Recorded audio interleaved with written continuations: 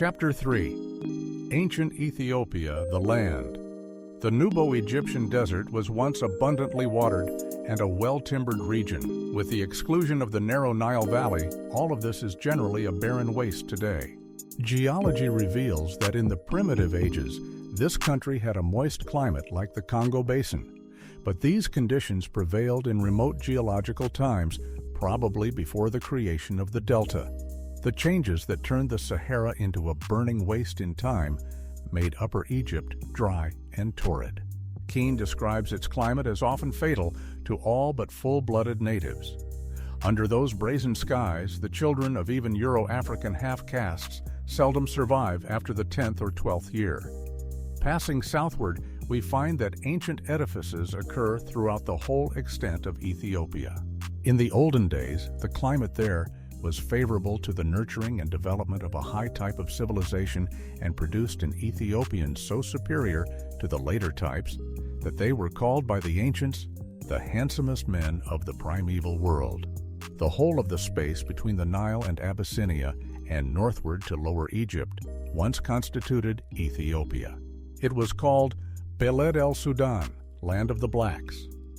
Once Egypt extended to Lower Nubia. The ancient kingdom of Meru was Upper Nubia and was divided into agricultural and grazing lands. Crowfoot tells us in his Ancient Meroe page 29 that Meroe at the height of its prosperity was established upon as broad an economic basis as Egypt or Mesopotamia. Ancient authorities tell us that they grew grains upon lands richer and wider than the whole of Egypt, with pastures of limitless plains. Theirs were lands of heavy rains. Precious stones were there in abundance. They produced beautiful painted pottery, and their princes were robed in magnificence.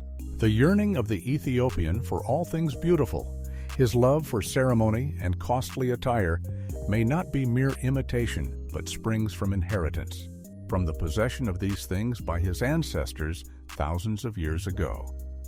Herodotus Book 2, page 29 says, Meru was a great city and metropolis. Here Zeus Ammon was worshipped in temples of the utmost splendor. The Cyclopedia of Biblical Literature explains, the early prosperity and grandeur of Ethiopia sprang from the carrying trade of which it was the center, between India and Arabia on the one hand, and the interior of Africa and especially Egypt on the other. There was intimate connection between Egypt and Ethiopia commercially. Thebes and Meroe founded a common colony in Libya. This would prove the close relationship of Thebes, which was Nubian and Meroe. Meroe was the seat of a great caravan route from the north of Africa. Another route went westward across the Sudan. Strabo spoke of this open way in the day of Tartessus, long before the ancient Gades was built. From Meroe eastward extended the great caravan route by which the wares of southern Arabia and Africa were interchanged. The great wealth of the Kushites arose from this network of commerce which covered the prehistoric world. Biblical literature asks these pertinent questions. Whence did Egypt obtain spices and drugs with which she embalmed her dead? Whence the incense that burned on her altars? Whence came into the empire the immense amount of cotton in which her inhabitants were clad, and which her own soil so sparingly produced? And whence came into Egypt the rumors of the Ethiopian gold countries which Cambyses set out to seek? Whence that profusion of ivory and ebony that Greek and Phoenician artists embellished? Whence the early spread of the name of Ethiopia, celebrated by Jewish poets as well as by the earliest Grecian bards? Whence but from the international commerce of which Ethiopia was the center and seat? These principal trade routes may still be pointed out by a chain of ruins, extending from the shores of the Indian Ocean to the Mediterranean. The cities Adul, Axum, Meroe, Thebes, and Carthage were the links in the chain. The merchandise of Ethiopia, of which the Bible so often speaks, passed along this line of cities to less civilized portions of the earth. Heeren in his Ancient Nations of Africa tells us that commercial intercourse existed between the countries of southern Asia, between India and Arabia, Ethiopia, Libya, and Egypt, which was founded upon their mutual necessities and became the parent of the civilizations of these peoples. The fame of the Ethiopians as a civilized people had forced its way into Greece in the time of Homer. Meroe, the 100-gated Thebes, Jupiter Ammon, and the oracles in Libya and Greece were woven with the most ancient Greek myths. The Argonautic expedition, the Triton Sea, and the Garden of the Hesperides were flashes from this ancient Ethiopian commerce. Its introduction into Hellas must have been made at a very early period, as shown by the oracle and sanctuary of Dodona. Ethiopian commerce was carried on under the protection of sanctuaries. The priests of Ammon said that the oracles were founded in Greece from Thebes and Meroe. The Pelagians adopted the Egyptian names of these deities and passed them on to the later Greeks. Here in Meru from time immemorial had been an oracle of Jupiter. Its soil was extremely fertile. As late as 1000 BC, it was one of the most powerful states of the ancient world. Accounts left us by the ancients have been considered fabulous, but not so to those who have viewed the ruins now covering the site of this once powerful and highly civilized state. Remnants of mighty buildings covered with sculptures, representations of priestly ceremonies and battles, rows of sphinxes and colossi give rise to the question as to which nation, Ethiopia or Egypt, imparted its knowledge to the other. Until historical times, Ethiopia furnished Egypt with gold. Her ravines were worked until the middle of the 12th century. Gold was extracted by crushing, a very costly method, proving that these mines had been very rich and must have been a source of the great profusion of golden articles found in many African ruins and graves. Keene describes the Fayum district, which grew in great profusion: roses, vine olives, sugarcane, and cotton. Here, the orange and lemon trees attained the size of our apple trees. The district was in more primeval times and depression. An early pharaoh cut a deep channel through the rocky barrier toward the Nile and let in the western river. Since the 12th dynasty, this lake had been one of blessing and abundance. This tract, thus reclaimed from the desert, was justly a wonder of Egypt. Here, the marvelous Lake Moeris received the discharge of the Bar Yusuf, which was 1/2 the volume of the Nile. It was one of the astounding engineering feats of the Old World, and still ranks as one of the most marvelous achievements of mankind. Notwithstanding the drying up of Lake Moeris, the Fayum is still an important and fertile province. Gold appears in the Elba Hills. Topaz mines are worked, while perhaps its emerald mines were then the oldest and most extensive in the world, and the only ones known until the conquest of Peru. Ethiopia seems to have had an inexhaustible supply of building material of the first quality. Sandstone, limestone, and granite were worked there for ages. In ancient days, the buildings seem to have been of red brick. Now the people live in mud huts.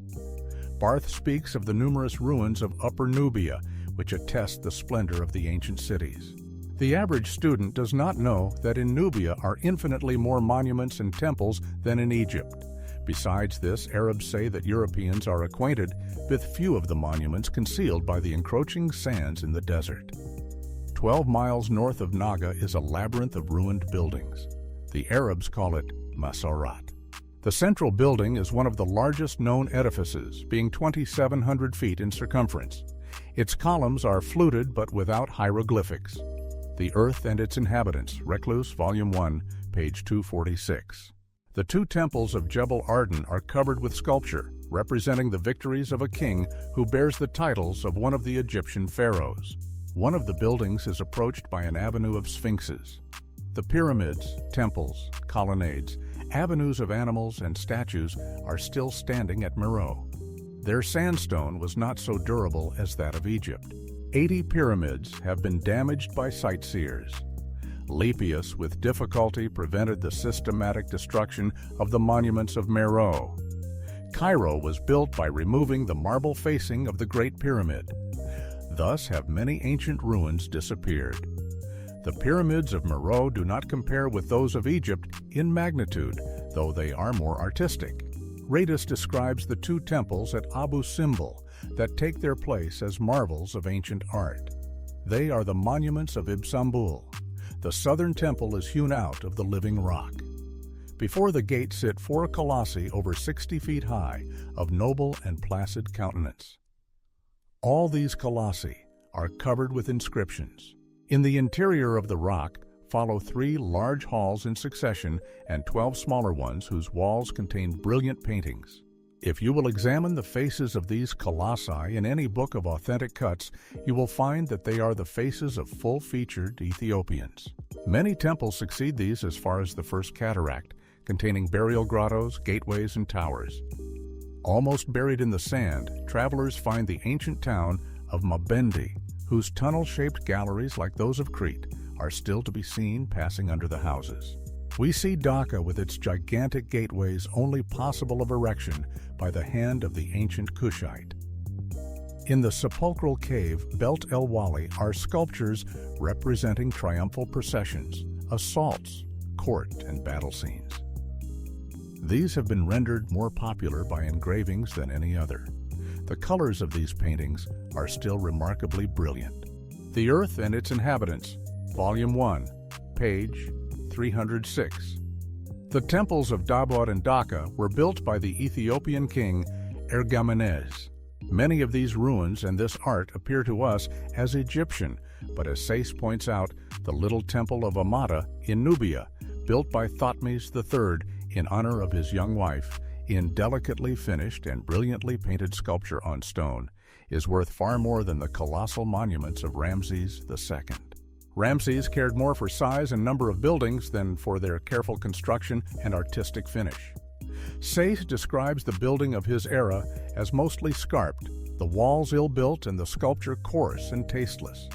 Even here in Nubia, the monument of Abu Simbel forms a striking contrast. Wrought by the hands of Nubians, it forms one of the world's wonders carved in rock. It is, as Sayce says, the noblest monument left us by the barren wars and vain-glorious monuments of Ramses and Sesostris, ancient empires of the East. A.H. Sayce. Meroe had an army of 250,000 trained men and 400,000 artisans when her rule reached Syria. One noteworthy feature was the enormous size of the city of Meroe. It covered an almost unbelievable area. The ruins that Pliny described had disappeared in Roman times, so ancient was their origin. That is why so little can be learned about Ethiopia by the study of the country today. The period of her ancient glory was too far beyond the ages of our times. Hoskins thought the pyramids of Gizeh magnificent and wonderful in effect and artistic design. There were pyramids used for burial places at the site of Meroe. On the reliefs on the walls of the burial chambers, the rulers appear purely Cushite. Kallion thought Masorat, a unique place having no parallel in Egypt, to have been a great college. Hiran thought it the site of the Oracle of Jupiter, at whose command colonies issued forth which carried civilization, arts, and religion from Ethiopia into the Delta, to Greece, and to far Nordic lands. The Encyclopedia Britannica says, "The Nubians are supposed by some authorities to agree with the ancient Egyptians more closely than the Copts, usually deemed their representatives." According to Dr. Pritchard, it is probable that the Barabra may be an offshoot from the original stock that first peopled Egypt and Nubia. It was the old race of the higher civilization that ruled Egypt in the pre-dynastic ages. It was from this nation went forth the colonies that spread civilization. This old race of the Upper Nile, the Agu or Anu of the ancient traditions, spread their arts from Egypt to the Aegean, from Sicily to Italy and Spain. Angelo says that the characteristic decorations on the pottery of the Mediterranean race of prehistoric times is identical with that of pre-dynastic Egypt. Reisner in 1899 examined 1,200 tombs in the Nile Valley. He found the remains of a distinct race who buried their dead with legs doubled up against abdomen and thorax. This was an old Ethiopian form of burial, which preceded embalming and may be traced through ancient Cushite lands. An ancient Sudanese Cushite, Ramesses II, surnamed the Great, from a group in red granite in Tanis, and was first photographed by Mr. W. M. F. Petrie, whom the Petrie Museum is named after and established to house our looted artifacts. He was the first man to be called great, long before Alexander of Macedonia modeled himself after these personalities. Earnest and conscientious students, seeking the facts about ancient Ethiopia, find but scanty and unsatisfactory references in modern books. Going back to ancient records, we find voluminous testimony. Out of this material, the modern author selects what he sees fit and rejects much authentic history about Ethiopia. One book will tell us that the Ethiopians belong to the Japhetic stock. In fact, this is the favored theory. Yet the encyclopedia says that Nubians are a Negroid stock. Others say that they are Semitic. There is a world of contradiction in modern books from an ethnological standpoint. Without the untangling of these threads, one must have a narrow and twisted conception of true history. In ancient days, the African nations were proud and mighty. Cambyses marched against the Egyptians because their king had refused him a daughter in marriage. A stele in the British Museum shows how the fleet of Cambyses was destroyed by Ethiopians on the Nile, and the land forces succumbed to famine. At this time, the temples of Napata were already in ruins. Pyramids were erected for a long line of queens called Candace. The high treasurer of one of these queens was converted to Christianity under the preaching of Philip. To prove how lasting is the religious impression upon the heart of the Ethiopian, Abyssinia is the only great Christian nation of any importance in the East today. The Candace queens ruled over an Ethiopia that included Abyssinia, but their center was near Meroe, where they were buried. The scriptures spoke of the treasure of Queen Candace, accumulated from the merchandise and wealth of Ethiopia. Strabo spoke of a queen warrior of Ethiopia. This line of queens was of a race type never seen among Egyptians. They had the pronounced Bushman figure. The renowned Queen of Sheba, Queen of the South, who visited Solomon, belonged to this line of queens. Ethiopia furnished the perfumes of the ancient world. From Meroe to Memphis, the most common object carved or painted in the interior of the temples was the censer in the bands of the priest. They worshipped the presiding deity with gold and silver vessels, rich vestments, gems, and many other offerings. Various substances were used for incense, but the most esteemed came from Ethiopia. It was from these costly products that this nation derived much of its wealth that has seemed fabulous to the thoughtless. For the embalming of the dead, spicery in vast quantities was used. The Hindu and Egyptians use incense to this day. The Hebrews burned incense. Nineveh, Persepolis, the earthenware of China all show innumerable forms of censers. Greece, Rome, and on down to our day in Catholic ceremonies, we find that the incense, first necessary to allay the odors of animal sacrifice and finally taking its place, still persists. In ancient days, when the dead were buried in churches, the burning of incense was thought necessary to preserve men's health. For these reasons, we must recognize how enormous must have been the traffic to supply such demands. Early writers said that Ethiopians had fountains with the odor of violets, and that her prisoners were fettered with gold chains. Considering the natural products of Ethiopia, her commerce, the strength of her armies, spoken of by the scriptures as 1,000,000, we find them a substantial foundation for ancient traditions about that nation. Another remarkable people of these regions were the Microbians. Herodotus describes the visit of the ambassadors of Cambyses to them. He directed his expedition against them because of their reputed wealth. His spies brought presents to this king of the Ethiopians. They were a very tall race, and the king was chosen for his great stature. They were a civilized people, with their own laws and institutions. The spies brought a purple robe, gold and perfumes, and a cask of palm wine. This king looked at their presents and despised them. He inquired how long they lived and what they ate. When told that they lived 80 years, he said, "I do not wonder that you who feed upon such rubbish should live no longer."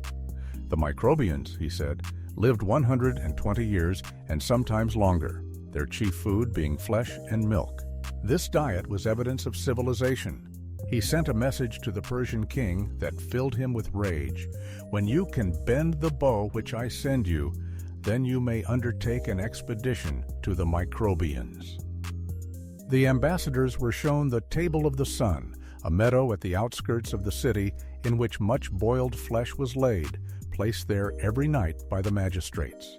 This seems a strange custom to the unthinking, but was a part of the commercial policy of the Ethiopians, a way by which the vast trains of caravans that swept through the country were fed. At the Table of the Sun, all who wished might eat. The ambassadors were next led to the prisons, where the captives were bound with gold fetters. This was before the Iron Age. Ethiopia had a skill in embalming superior to Egypt. The Ethiopian mummy could be seen all around, and they were preserved in columns of transparent glass. The Egyptian mummy could only be seen from the front. In the sepulchres, the corpses were covered with plaster, on which were painted lifelike portraits of the deceased. They were then placed in the cases of crystal, which was dug up in abundance. His report of Herodotus proves the Ethiopians in possession of laws, prisons, commerce, knowledge of working metals and the fine arts.